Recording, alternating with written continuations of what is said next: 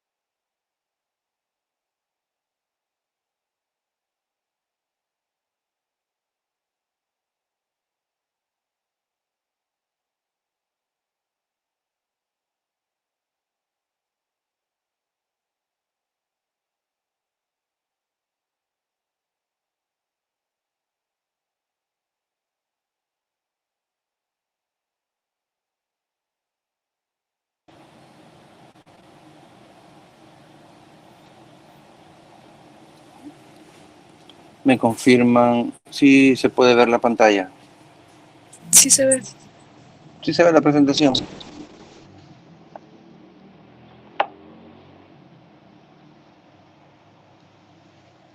Sí, doctor Semina. Ok. Bueno, yo creo que ya podemos comenzar. Vaya. Mi nombre es Rolando Espinosa. Soy pediatra. Este día se me ha encomendado impartir la clase de la semiología del sistema genitourinario. Vamos a tratar de abordar el tema que, como lo van a ir viendo, es bastante amplio, pero sin embargo es bastante interesante debido a que muchas de las razones por las que consultan los pacientes no necesariamente van a estar relacionados, o los signos o síntomas por los que van a consultar no necesariamente van a estar ubicados en el área anatómica que este día vamos a evaluar. ¿De acuerdo? En términos generales, eh, tenemos que comenzar diciendo que la semiología o el examen físico o la nosología, que es la materia que estamos viendo este día, es muy importante debido a que gran parte del diagnóstico clínico que finalmente vamos a hacer del paciente, el examen físico que le realicemos cuando esté adecuado o realizado de una forma adecuada, nos va a dar la información necesaria que nos va a aproximar al diagnóstico final del paciente.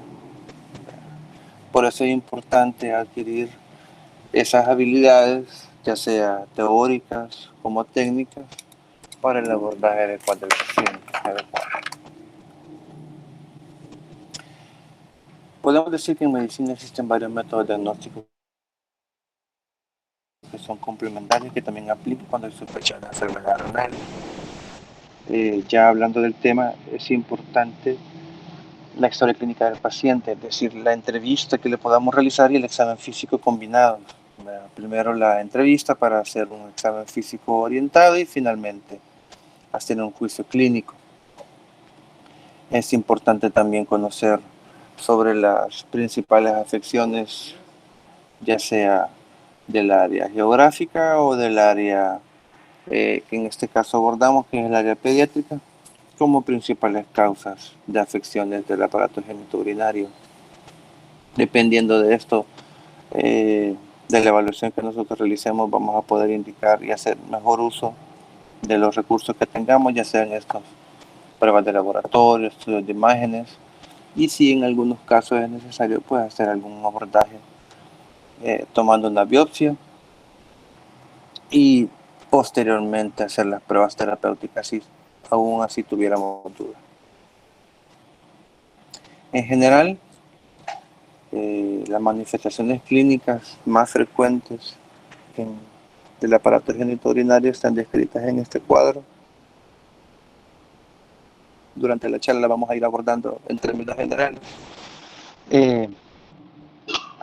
Mi proyección es que yo les doy la clase y más adelante, bueno, ya les compartí la presentación y también les puedo compartir un material con el que se pueden apoyar,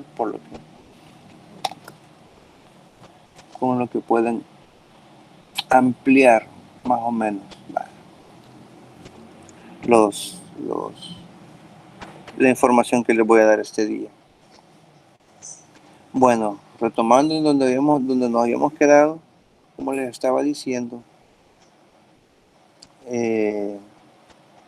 dependiendo del signo o el síntoma que presente el paciente, podemos agruparlos en cuanto a la sintomatología del aparato genitourinario en aquellas que van a caracterizarse por presentar dolor,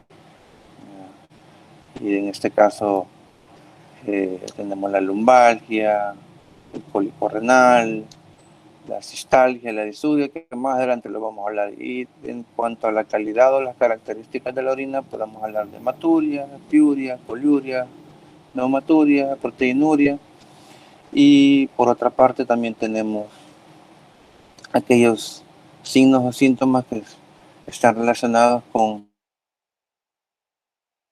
la calidad o las características del chorro urinario, en este caso la diuresis, que podemos hablar de poluria, oliguria, anuria, nicturia, nocturia u otro.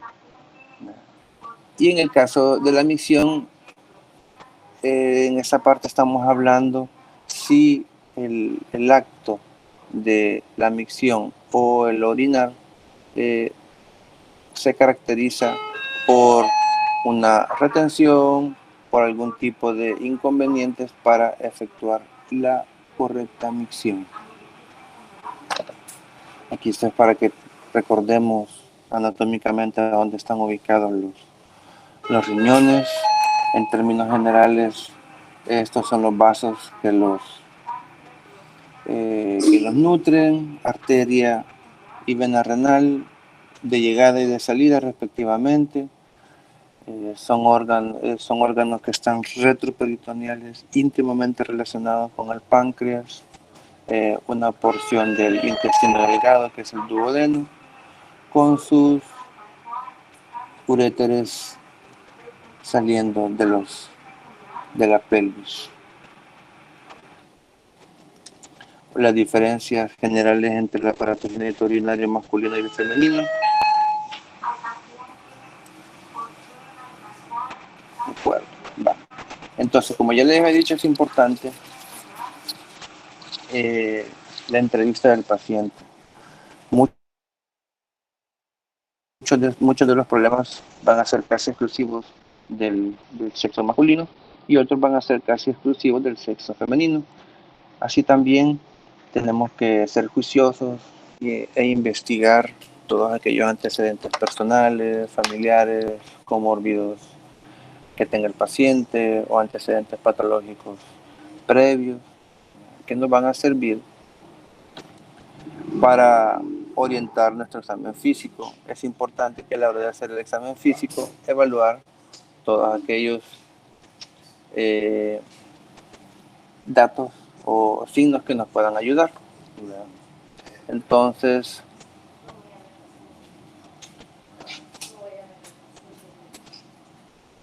en este caso, por ponerle un ejemplo, aquí les traigo una lámina en la que podemos observar solo las características macroscópicas en cuanto al color de la orina. Ya podemos tener en el extremo de su pantalla derecho orina roja, que es la clásica hematuria, la orina con ese color marrón, posteriormente orina concentrada, orina no concentrada y en el extremo izquierdo orina diluida, que dependiendo no solo de las características macroscópicas de la orina, sino también nos van a orientar si el paciente presenta alguna otra sintomatología o el padecimiento que está presentando está relacionado tal vez a algún trauma, algún trastorno hereditario o algún trastorno infeccioso. De acuerdo. Aquí tenemos otros trastornos en cuanto a la coloración. Una orina de coloración normal a su izquierda y orina colúrica a su derecha por aumento del pigmento de bilirrubina. Presente de pus en la orina. No tengo que hablarles mucho y se ve claramente ese material cero purulento que prácticamente ocupa la totalidad del recipiente que la contiene. Muy probablemente sea por causa infecciosa. Neumaturia también es posible, es cuando el paciente cuando está miccionando o es posible observar que el chorro tiene ciertos intervalos. ¿Verdad? Y también la presencia de las... Permítanme un momento.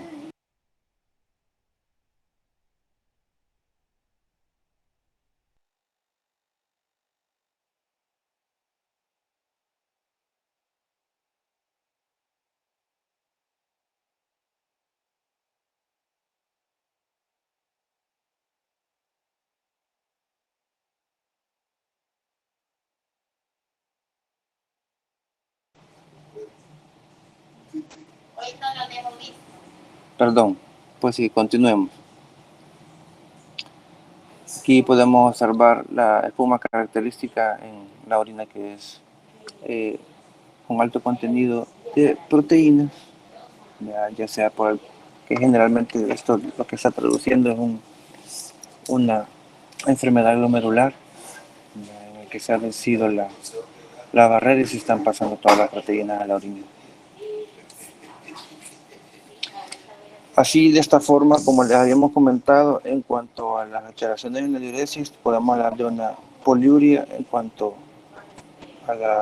cuando la cantidad de orina que se produce es mayor a los 5 ml por kilogramo hora. Oliguria estamos hablando una orina menor al 1 ml por kilogramo por hora. Anuria es mucho menor, es menor al 0.5 ml por kilogramo por hora. Y luego tenemos la nicturia y la nocturia.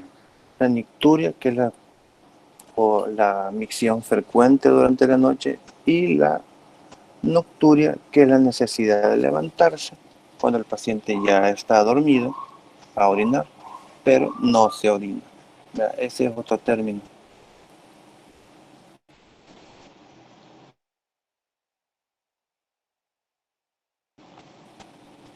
Luego podemos hablar dentro de otros trastornos cuando tenemos las alteraciones de la micción. Tenemos a este que es la retención urinaria, que es la posibilidad de emisión espontánea, ya sea por alguna causa que generalmente es obstructiva, que nos va a causar un globo vesical, que es observable, que es palpable, además de la sintomatología que va a presentar el paciente, que va a consultar por dolor intenso y que constituye una urgencia médica. Aquí podemos ver una imagen a la derecha con ese globo oscuro que se mira en la vejiga, ocupando casi la totalidad de la cavidad pélvica y saliendo a la cavidad abdominal.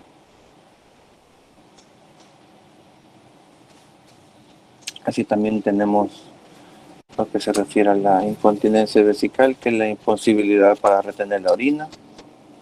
Tenemos la disuria, que es el ardor al orinar. La poliacuria, que es el aumento en la frecuencia de orina sin que esto vaya a aumentar el volumen. Únicamente lo que vemos es un paciente que orina frecuentemente, con volúmenes reducidos. Tenemos que es la percepción subjetiva de que el paciente no termina de miccionar, que también puede traducir generalmente trastornos infecciosos o algún tipo de obstrucción. La enuresis, que sí es el acto miccional involuntario y no consciente durante el sueño, ¿verdad?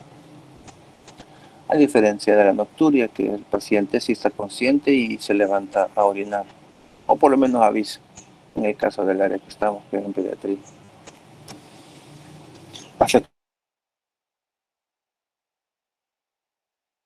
La aluria, que es la presencia de materia fecal en la orina.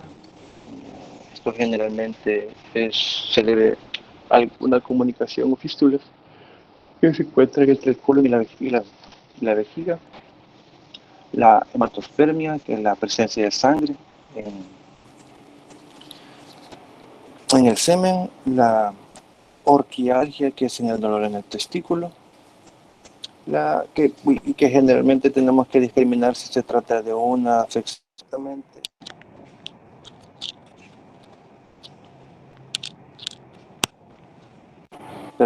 Tenemos que descartar si se trata de una afección directamente del testículo o de la bolsa escrotal. Y la epiospermia, que es la presencia de pus en el semen. La uretorragia, que es la presencia de sangre en la uretra. La uretrorrea, que es la presencia de secreción por la uretra. Es decir, cuando nosotros hacemos una evaluación por medio de cistoscopía, podemos ver que la causa de la presencia de sangre o la causa de la presencia de pus en la vejiga urinaria no es por un trastorno directamente en la vejiga, sino que puede ser un poco más arriba. La virilización, que son los pacientes con síndromes que causan aparición de características masculinas, y que eso lo vamos a ver más adelante, un poquito más esclarecido. Y esto es de lo que les estoy hablando. Aquí lo que vamos a observar en la escala de Prader, que cuando esto nació se utilizó históricamente para describir la virilización de los órganos sexuales femeninos, ¿de acuerdo? Hacia la izquierda y desde la izquierda hacia la derecha del 1 al 5, podemos observar el número 1 como el aparato reproductor externo femenino, que podríamos decir de características normales, y hasta el extremo derecho casi que completamente virilizado, ¿de acuerdo? Pero actualmente se utiliza únicamente para ambos sexos, ya sea para ambos femeninos, para el sexo femenino, que sería el extremo izquierdo, y para el extremo derecho, que sería para el sexo masculino. Únicamente características morfológicas, ¿no? Aquí no estamos hablando de que si es XY, XX, únicamente la morfología, ¿de acuerdo? Por otra parte tenemos a la Cryptorchidea, que esto lo vamos a observar en el área neonatal, que son aquellos recién nacidos que en sus primeras etapas observamos, y al revisar la bolsa escrotal no encontramos testículos, y es porque se encuentran en el canal inguinal. Y por otro lado tenemos la dispareunia, que es el dolor al tener la relación sexual en ambos sexos, femeninos y masculinos. Otros síntomas que pueden estar acompañando los motivos de consulta a los pacientes, podemos hablar de dolor suprapúbico, y que cuando este se acompaña de cuadros febriles pueden sugerir que se trata de una infección urinaria, y más si se acompaña de dolor lumbar o cólico, que pueden sugerir infecciones de vías urinarias altas. Ya estamos hablando de una afección glomerular, una pielonefritis, y más si se acompaña de una hipertensión arterial, ya en estadios un poquito más avanzados. En la enfermedad glomerular pueden presentarse con hematuria, proteinuria o ser un síndrome nefrítico específico.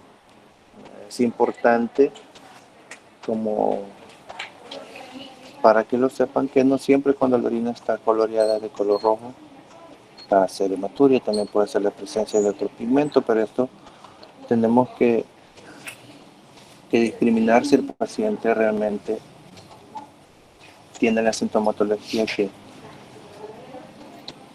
nos haga sospechar si es realmente hematuria. Esto lo vamos a pasar porque no es estudio. Esto es para que más o menos vayamos observando cuando se trata de masas, ¿verdad?, que pueden deberse a hidronefrosis o un tumor de Wilms o riñones quísticos, y que dependiendo de su tamaño así van a ser estratificados. Pero esto, semiológicamente, la importancia es muy poca, ya que únicamente los que están en el estadio número 4 son los que en algunas ocasiones podemos palpar, y que es importante recomendarles que no hay que tocarlos mucho porque son bastante fiables.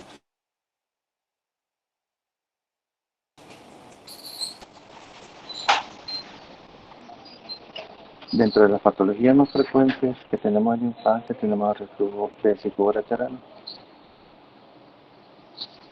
que de izquierda a derecha vamos a tener el grado 1, 2, 3, 4 y 5. Y estos generalmente se deben a causas obstructivas.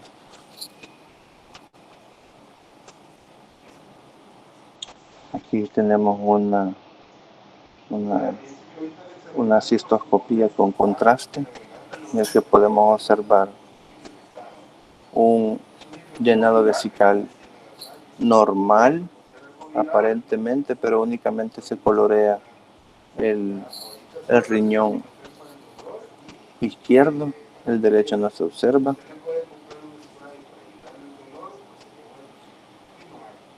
Y que muy probablemente se trate de un riñón que podemos observar aquí. Por un lado tenemos un riñón con un tránsito urinario adecuado desde la pelvis renal, y por otro lado tenemos un obstruido que apenas se alcanza a ver el trayecto del contraste en el uréter. Ahí vemos la cálice y la pelvis renal completamente dilatada, o prácticamente menos del 10%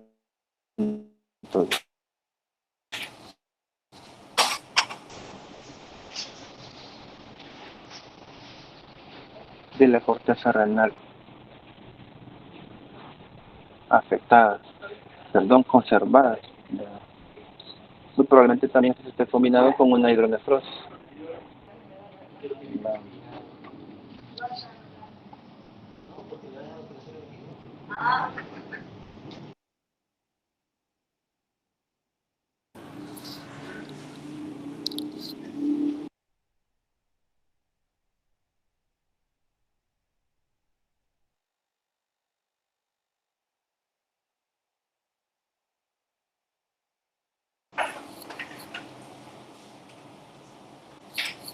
Perdón, continuando. Siempre es importante realizar un examen físico completo, y especialmente en el área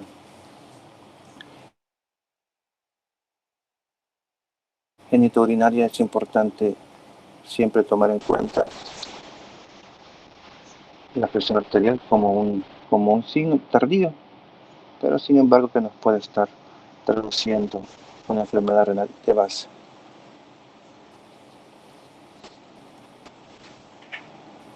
Es importante, y aquí seguimos repitiendo, ¿verdad? Que es importante describir al niño si es un niño con buena respuesta a los estímulos, que si tiene movimientos de acuerdo a su edad, su aspecto, la piel. Y en el caso de si estamos sospechando alguna enfermedad renal aguda y de probable origen infeccioso, entrevistar y, y sospechar e investigar si han habido procesos de infecciosos, respiratorios recientes. Vean. Si hay también historia de edemas, tomar peso, talla, valorar la evolución cronológica del paciente, porque muchos de estos trastornos son crónicos y se van a traducir en un paciente con bajo peso, baja talla, con ganancia inadecuada, o en algunos casos con presencias de edemas.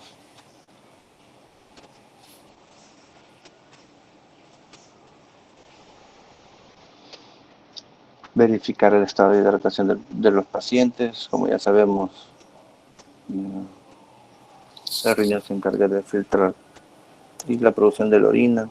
Vean, los ojos, descartar si no hay edemas, las fontanelas si no están deprimidas, si todavía está presente la fontanela, los pulsos, las características, ver si es el tono, la frecuencia, la intensidad, el llenado capilar, todos estos datos para valorar el estado de hidratación del paciente.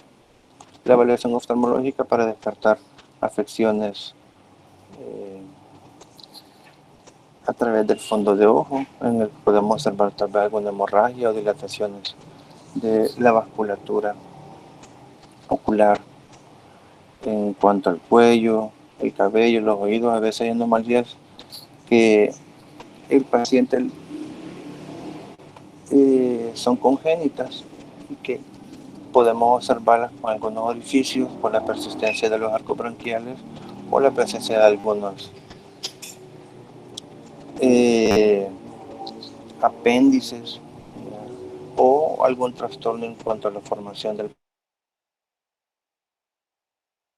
pabellón auricular. En los casos, esto lo podemos observar más que todo en pacientes recién nacidos, y estamos obligados, cuando observamos alguna de estas características, a descartar que no tenga alguna anomalía congénita de riñón. En cuanto al sistema cardiorrespiratorio, es importante también descartar que el paciente tampoco tenga problemas cardiovasculares. El abdomen, examinarlo completamente, palparlo, ocultarlo. En algunas ocasiones es posible ocultar soplos, ya que se pueden deber a alguna estenosis o alguna alteración de la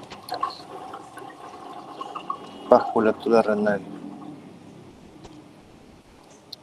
En cuanto a los genitales externos, es importante revisar la presencia de lesiones externas, anomalías de la uretra o si hay alguna ambigüedad sexual.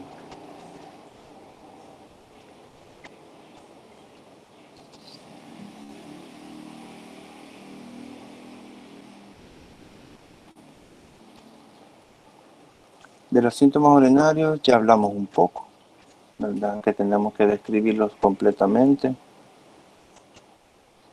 Estos son cuestiones quirúrgicas. Aquí tenemos un paciente con cálculo renal y se observa claramente el cálculo de dimensiones del cálculo que está situado en la vejiga, anomalías del uraco, es decir, son comunicaciones o fístulas que dependiendo de su intensidad o el tamaño pueden ser comunicantes, no comunicantes o tener en ocasiones tener quistes en su trayecto.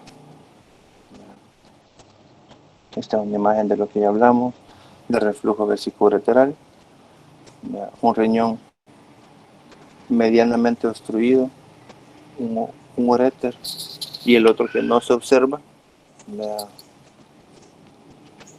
Y la imagen de la derecha que son dos uréteres dilatados, uno más que el otro, pero que se pueden observar a expensas de la corteza renal prácticamente reducida a menos del 10%. Más ejemplos de dilataciones a nivel de la pelvis renal. En la imagen de la izquierda prácticamente solo un riñón se observa y en la imagen de la derecha se observan ambos riñones con una estenosis casi completa de los uréteres.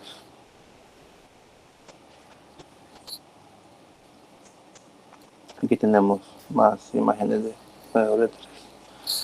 También podemos observar uréteres ectópicos, es decir, algún orificio accesorio que tenemos que observarlo y buscarlo siempre que tengamos un paciente que en estos casos los pacientes o el motivo de consulta son niños que ya controlan sus esfínteres, ya estamos hablando de niños de arriba de los 4 años de edad, pero que sin embargo siguen persistiendo o los padres consultan porque hay incontinencia, entonces estamos obligados